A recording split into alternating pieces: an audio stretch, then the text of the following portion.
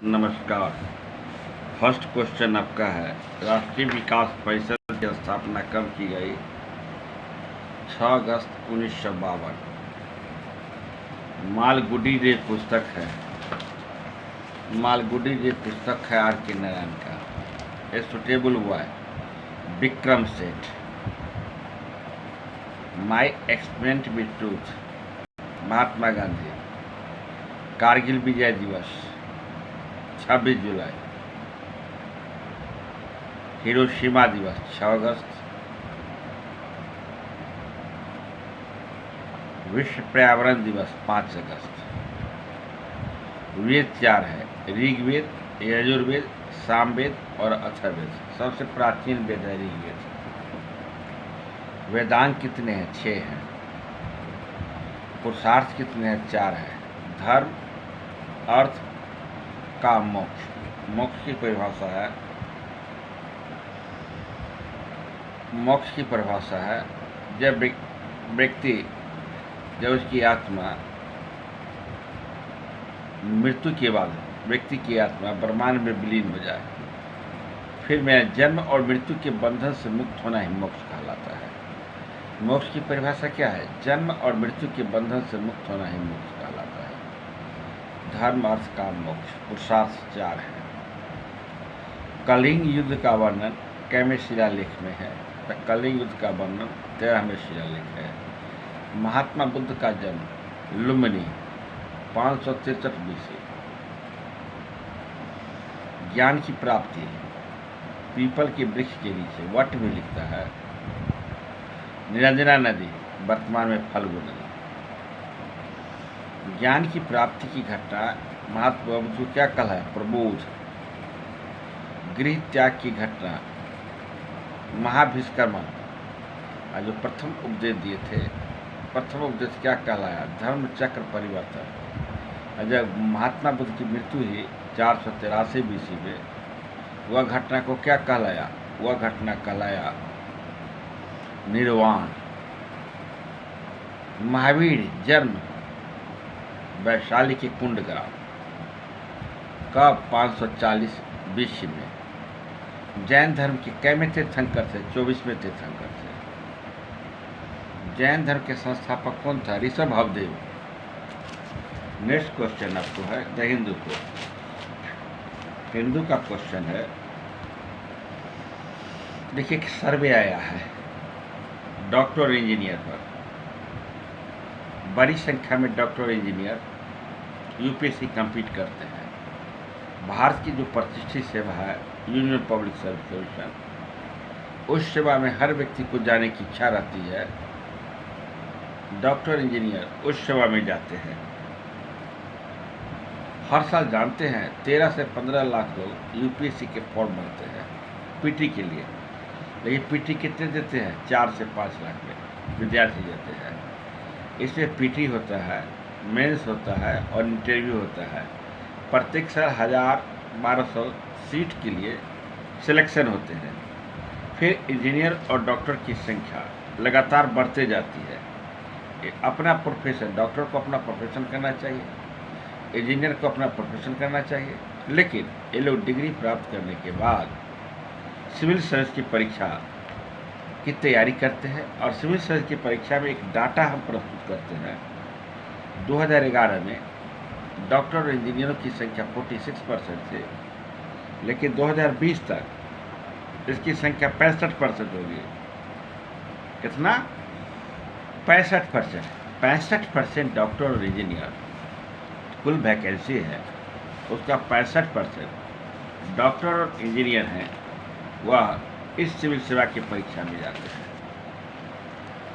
इसके लिए एक कमेटी गठन किया है केंद्र सरकार, और कमेटी गठन किया है और कमेटी ने रिपोर्ट दिया है, और उस रिपोर्ट के आधार पर मैं चर्चा कर रहा हूँ। पार्लियामेंट्री कमेटी, इस पर सरकार पार्लियामेंट्री कमेटी गठन किया। इस पर सरकार डॉक्टर और इंजीनियर को यूपीएससी में इतनी बड़ी मात्रा में न जाए, इसके लिए क्या करने जा रही है वो भविष्य की बात है। लेकिन कुल वैकेंसी का 65 से 70% डॉक्टर इंजीनियर कंपीट करते हैं। Next question, 51 killed in as rain landslip rock Himachal Pradesh. जानते हैं लैंडस्लाइड हुआ है, लैंडस्लिप स्लाइड हुआ है। हिमाचल प्रदेश से बहुत अधिक पानी बारिश हो रही है, बारिश के कारण लैंडस्लाइड हुआ। और लैंडस्लाइड होने के कारण जानते हैं एक रिपोर्ट है 51 व्यक्ति की मृत्यु हो गई। कितनी व्यक्ति की मृत्यु हुई? 51 व्यक्ति की मृत्यु हो गई। और लैंडस्लाइड का कारण क्या है? आपको बारिश। देखिए लैंडस्लाइड का बहुत से कारण है। तेजी गति से इंफ्रास्ट्रक्चर का विकास, वर्षा कम होना, ज़्यादा होना भी लैंडस्लाइड होता है, और वर्षा कम होना भी लैंडस्लाइड होता है।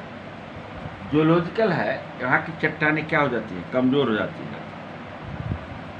वर्षा न होने के कारण घास और पेड़ पौधे नहीं उगते हैं, और घास और पेड़ पौधे नहीं उगते हैं तो वैसी स्थिति में लैंडस्लाइड की संभावना रहती है। वर्षा न होने के कारण घास और पेड़ पौधे नहीं उगते हैं, ऐसी स्थिति में लैंडस्लाइड का होने की संभावना रहती है। जो इंफ्रास्ट्रक्चर का विकास होता है और तेजी गति से इंफ्रास्ट्रक्चर विकास के कारण भी लैंडस्लाइड होता है। आप हाल फिलहाल में देखे होंगे जोशी मठ के विषय में, किस मठ के विषय में? जोशी मठ के विषय में पढ़े होंगे कि जोशी मठ के विषय में किस ढंग से लैंडस्लाइड हुआ था। जोशी मठ के विषय में भी आपको जानकारी दिए थे कि लैंडस्लाइड, इसलिए हिमाचल प्रदेश में अत्यधिक बारिश होने के कारण लैंडस्लाइड हुआ। और लैंडस्लाइड होने के कारण कितने व्यक्ति मारे गए जानते हैं? 51 व्यक्ति मारे गए। कितने घायल हुए इसके विषय में कहना, कितने व्यक्ति घायल हुए इसके विषय में कहना बड़ी मुश्किल है। अब देखिए भारत चंद्रयान 3 भेजा है, और चंद्रयान 3 वहाँ चक्कर काट रहा है। किसके अध्ययन करने के लिए? चंद्रमा के अध्ययन करने के लिए। भारत चंद्रयान 1 भेजा था, चंद्रयान 2 भेजा था, लेकिन चंद्रयान 1 और चंद्रयान 2 असफल हो गया।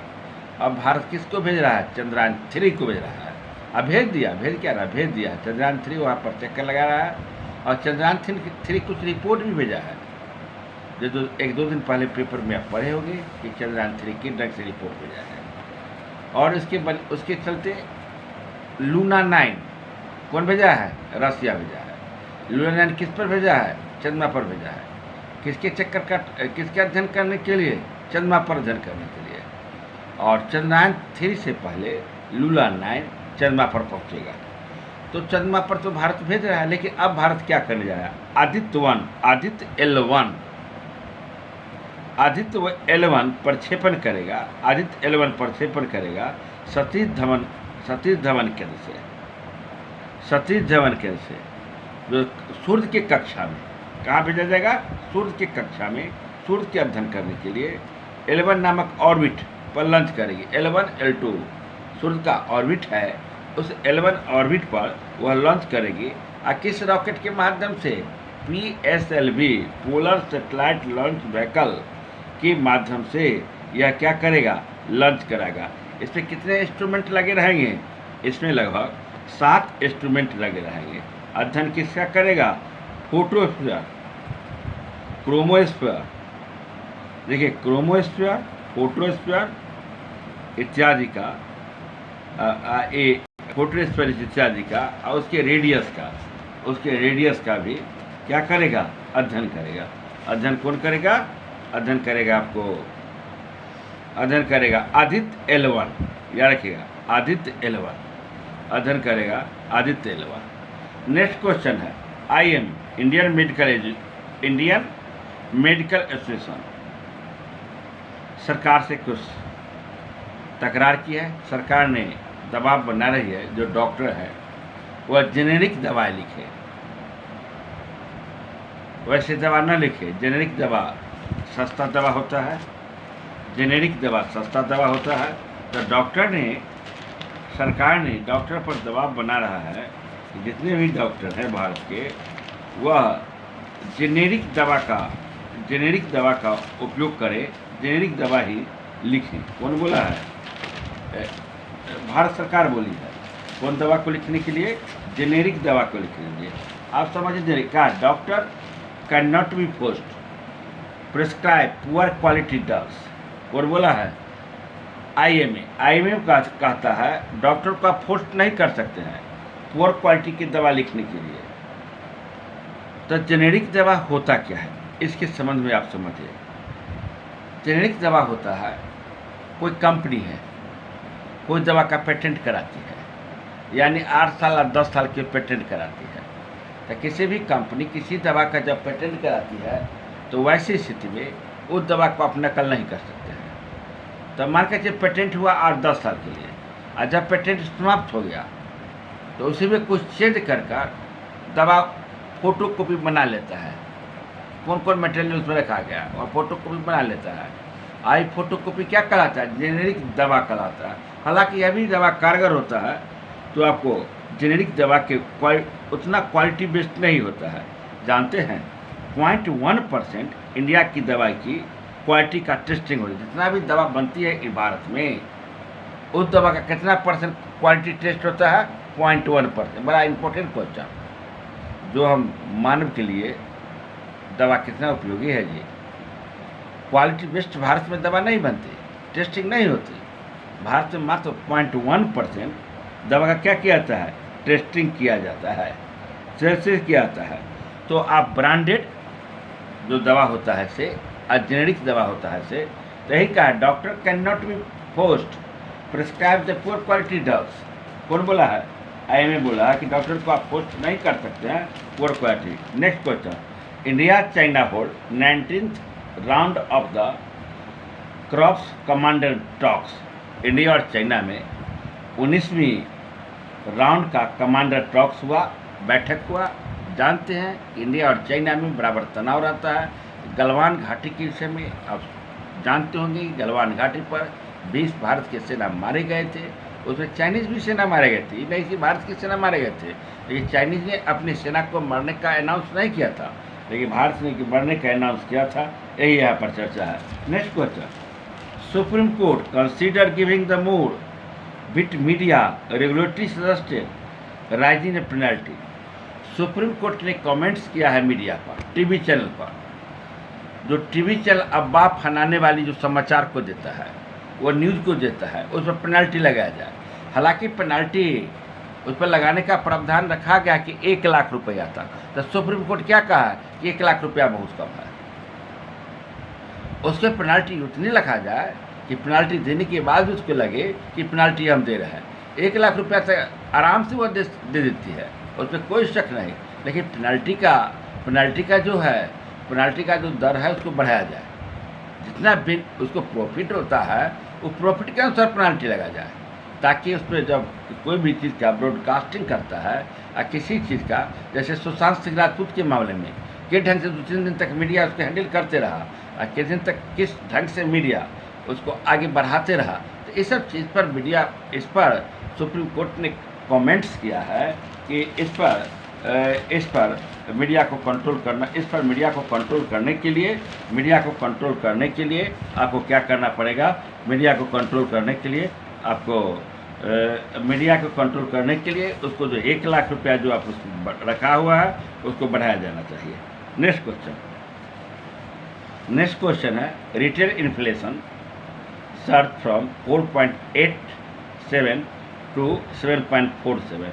अच्छा, इन्फ्लेशन कहते किसको है? इतना जान लीजिए, इन्फ्लेशन की महंगाई कब बढ़ती है? जब डिमांड ज़्यादा होता है, सप्लाई कम होता है। डिमांड अधिक, सप्लाई कम, वैसी स्थिति में महंगाई बढ़ती है। जैसे टमाटर 200 रुपये से केजी अधिक चला गया, टमाटर का डिमांड अधिक हुआ और सप्लाई बहुत कम हुआ, और सप्लाई कम होने के कारण वह इन्फ्लेशन बढ़ा। एक होता है रिटेल प्राइस। रोज़मर्रा की ज़िंदगी में हम जो वस्तु का उपयोग करते हैं, रोज़ तेल का उपयोग करते हैं, साबुन का उपयोग करते हैं, खाने वाली वस्तु का उपयोग करते हैं, उसमें भी क्या होगा? वृद्धि हो रही है, तेज़ी गति से वृद्धि हुई महंगाई में। खाने पीने की वस्तु में, रोज़मर्रा की ज़िंदगी में हम जिस वस्तु का उपयोग करते हैं, रोज़मर्रा की ज़िंदगी में जिस वस्तु का उपयोग करते हैं, उसकी महंगाई में क्या होता है? तेज़ी गति से वृद्धि हुई। उसको क्या कहते हैं? Retail price. एक कहता है रिटेल इन्फ्लेशन सर 4.87% टू 7.44%। आपको हम द हिंदू, इंडियन एक्सप्रेस, प्रस्तुता दर्पण का आर्टिकल डाला। अगर आपको अच्छा लगे तो निश्चित रूप से सब्सक्राइब करेंगे। जय हिंद, जय भारत।